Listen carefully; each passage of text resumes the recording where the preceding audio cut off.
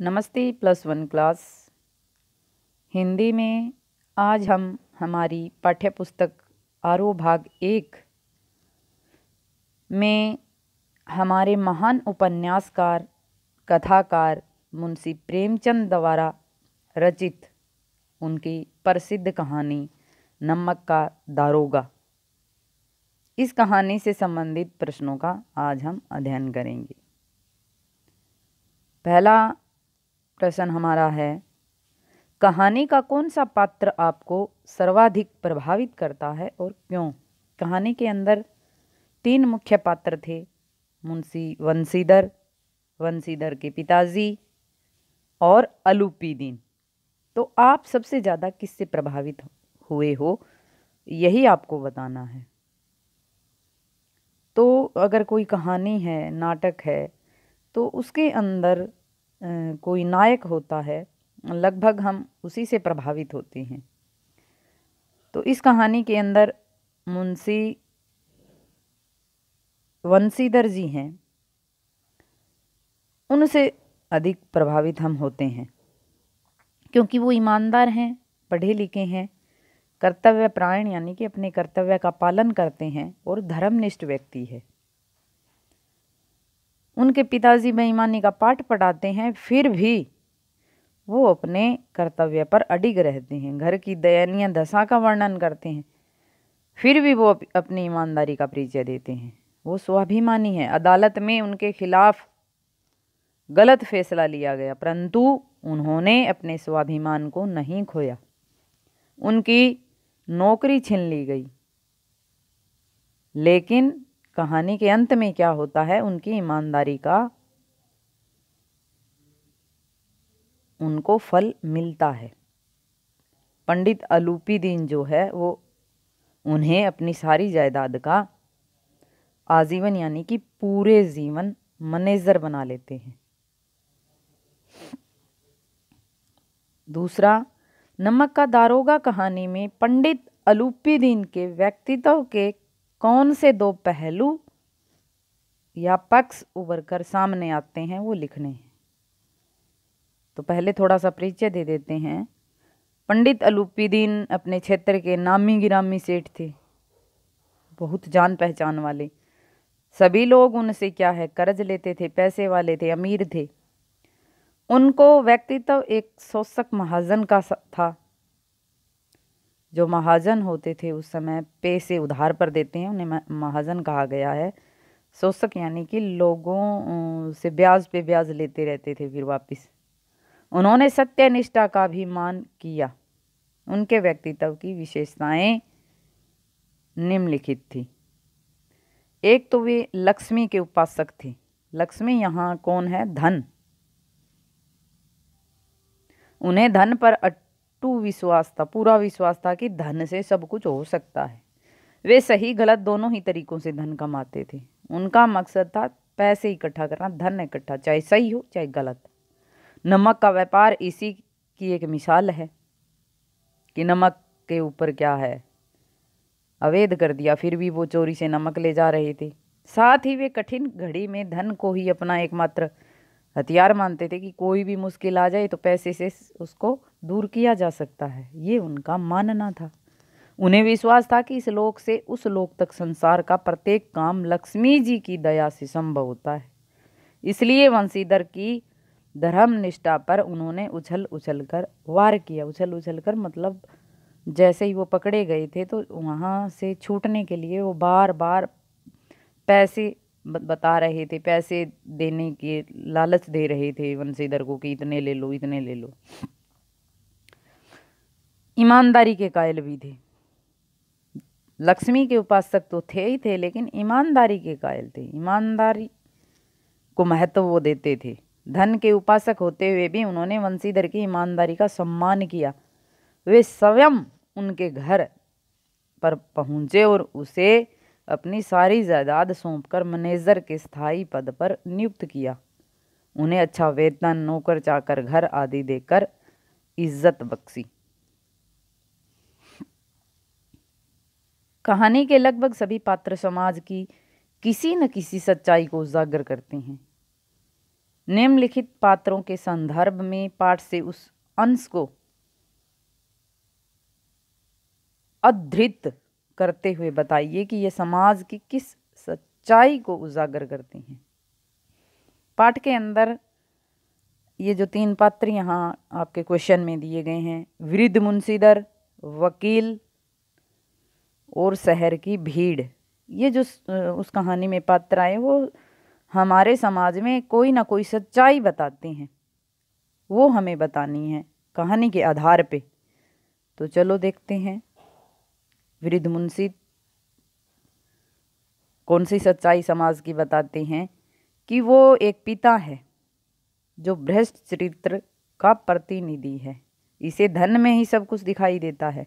यह अपने बच्चों को ऊपर की कमाई तथा आम आदमी के शोषण की सलाह देता है।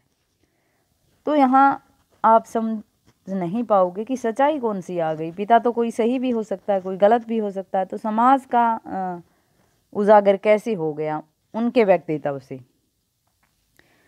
कि जो पिताजी जिन्होंने अनुभव कर लिया, पूरा जीवन जी लिया, जिसने गरीबी देखी, गरीब पिता, जिनके पिता गरीब थे, तो उन्होंने अपने जीवन में जो सुख दुख देखे उनके आधार पर वो मान चुके थे कि तत्कालीन जो समाज था वो पैसे पे चल रहा था, पैसे से सब कुछ हो रहा था। इसीलिए वो उन्होंने जो गलती की थी वो उनके बच्चे ना करें, यानी कि जो घूसखोरी मिल रही है या पैसे ले रही हैं वो काम करे। यानी कि यहाँ उस समाज में इतनी गरीबी और इतना पैसे को महत्व दिया जा रहा था कि हर पिता अपनी औलाद को बेईमानी का पाठ पढ़ा रहा था। ये सच्चाई हमारे सामने आई है।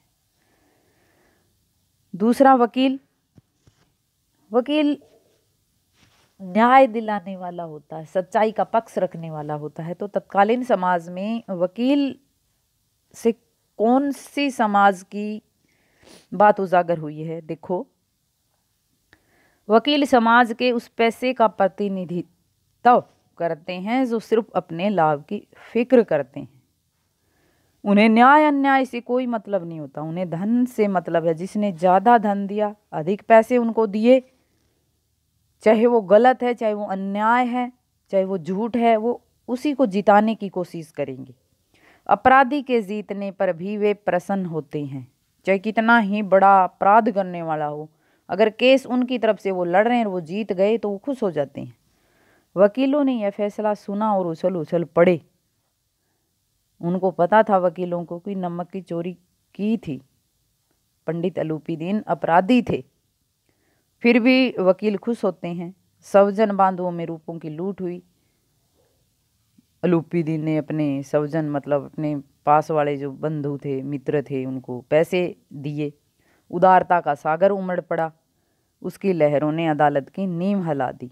अदालत की नींव हिला दी का मतलब है अदालत को भी खरीद लिया पंडित अलूपीदीन ने। शहर की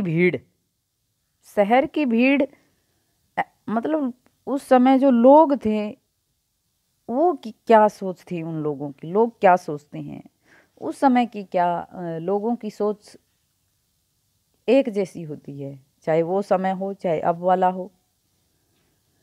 तो शहर की भीड़ है वो तमाशा देखने का काम करती है। उन्हें निंदा करने व तमाशा देखने का मौका चाहिए, बस। उनकी कोई विचारधारा नहीं होती।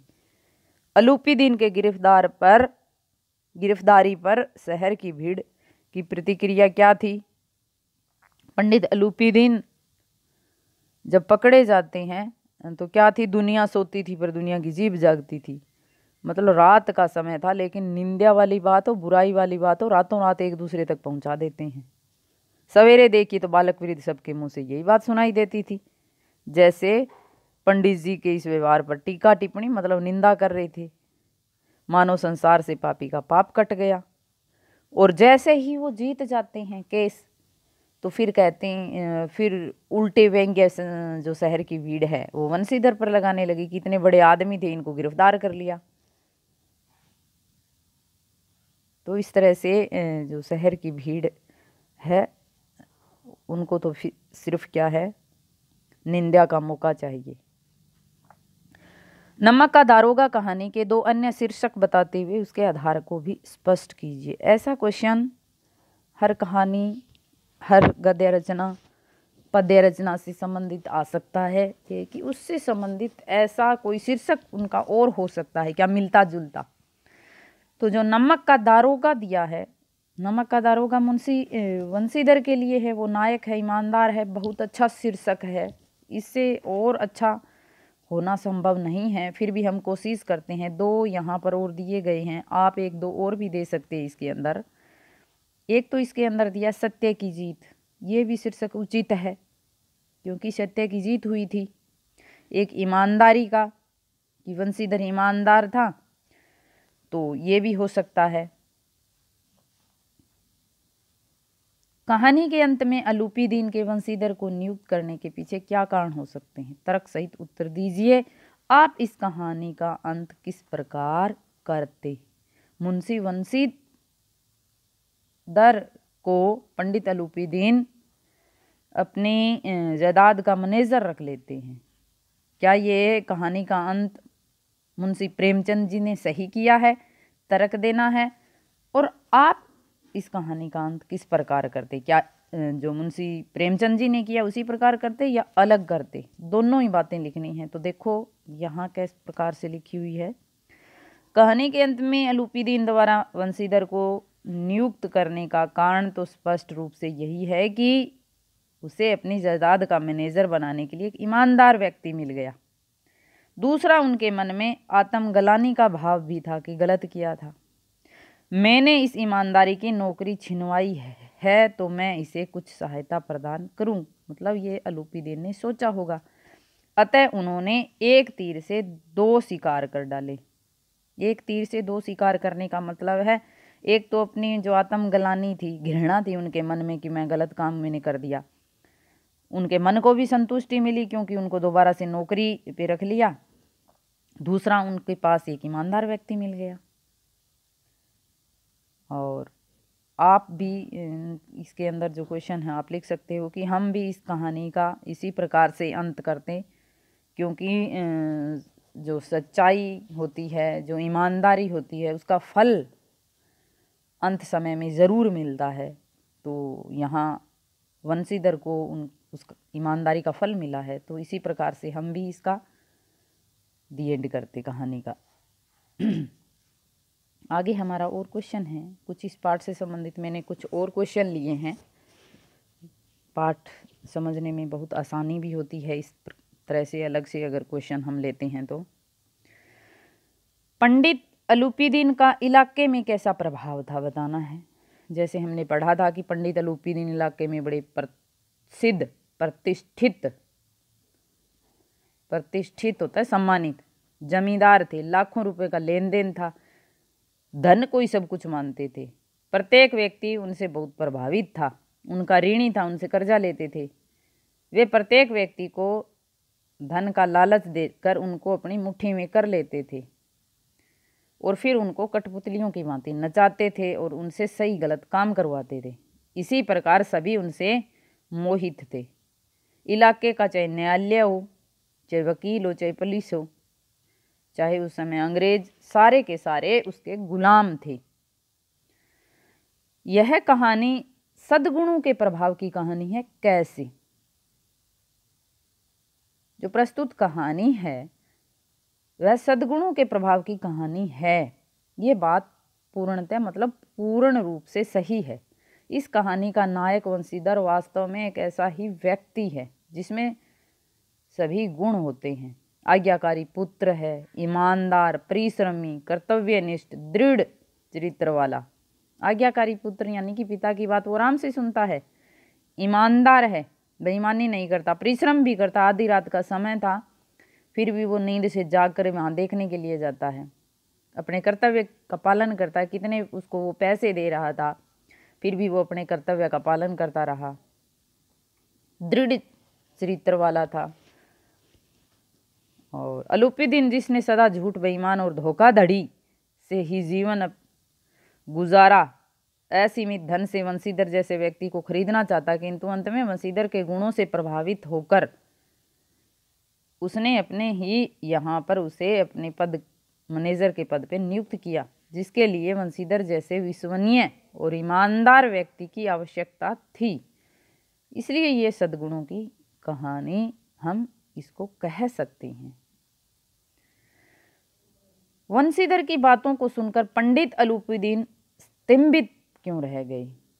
स्तंभित होता हैरान, कि वंशीधर की बातें सुनी पंडित अलूपुद्दीन ने तो वो हैरान क्यों रह गए। कौन सी बातें?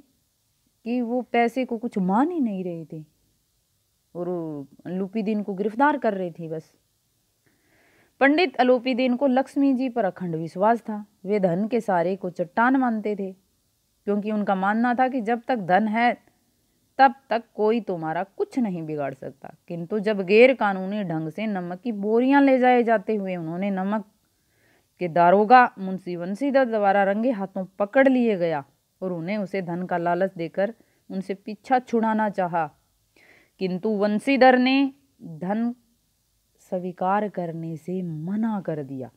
तब पंडित अलूपुद्दीन स्तंभित रह गए, क्योंकि अपने जीवन में उन्होंने पहली बार ऐसा मनुष्य देखा जो धन का निरादर कर रहा था, धन के लालच में नहीं आया, जो धन से ज्यादा धर्म को मान रहा था, जो धन को देखकर डगमगाया भी नहीं, जिसे धन अपने कर्तव्य पथ से भटका नहीं सका।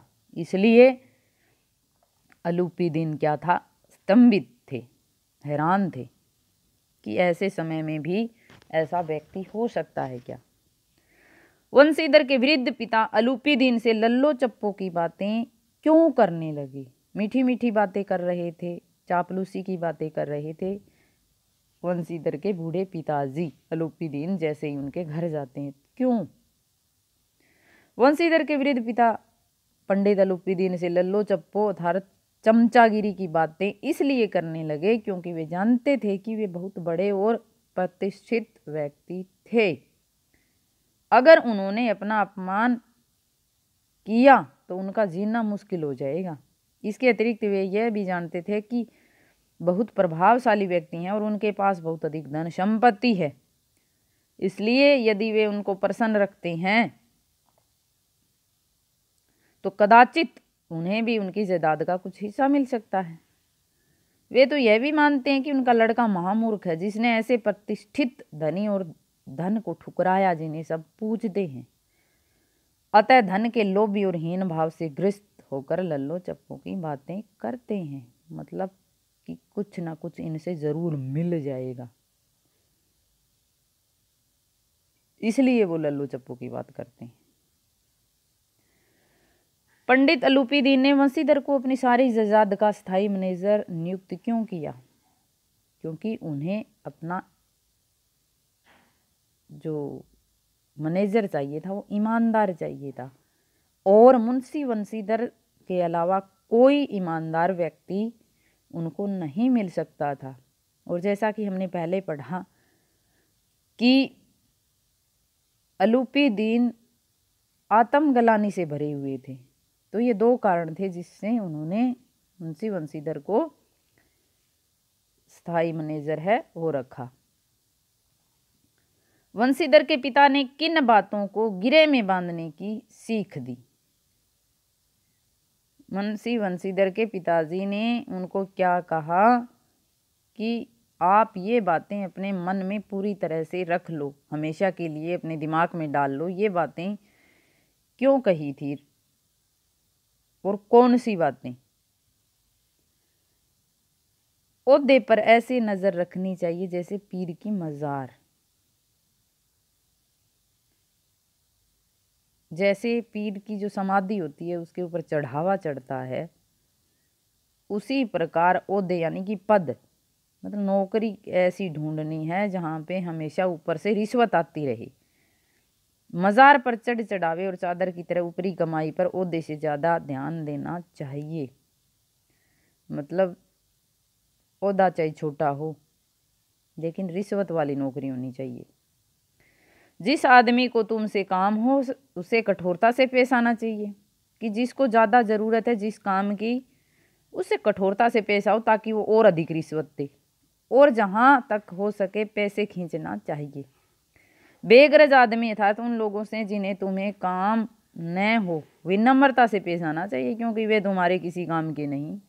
अब किसी को किसी की ज़रूरत ही नहीं, उसके साथ बिल्कुल विनम्र भाव से, शांत स्वभाव से बातें करनी चाहिए, उसके साथ ऐसा व्यवहार करना चाहिए। क्योंकि अगर उनके साथ ऐसी रिश्वत वाली बात कर सकते हैं तो वो तो ये बातें फैला सकता है, बता सकता है। इसलिए उन्होंने कहा कि बेगरज आदमी से सावधान रहना चाहिए।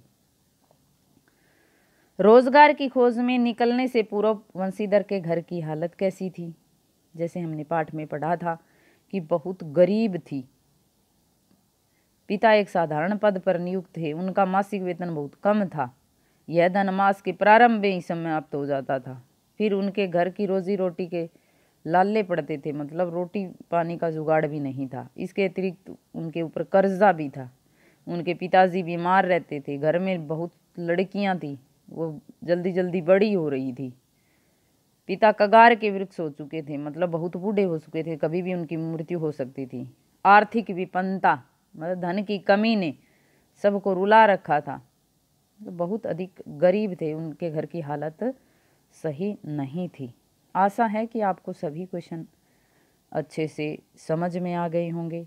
अगर कोई डाउट आपका रहता है तो आप कमेंट करके मेरे को बता सकते हैं। धन्यवाद।